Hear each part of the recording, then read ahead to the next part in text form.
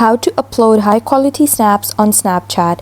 Hi guys, in this video I'm going to show you step by step that how you can upload high quality snaps on Snapchat. So let's dive in. So first you have to open your Snapchat app and click your profile icon on the top left corner, and now click the settings gear over here. Now scroll through and find this option that says additional services, and then you have to click this data saver option. On this option, make sure it's turned off. If it's green, it means it's turned on.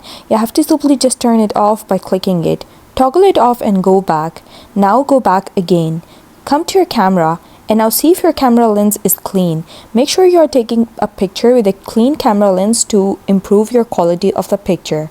And now just make sure you're not applying any filter on the pictures, because if you apply a filter on the picture, it's going to just make the quality a little low. So make sure you're not using any filter.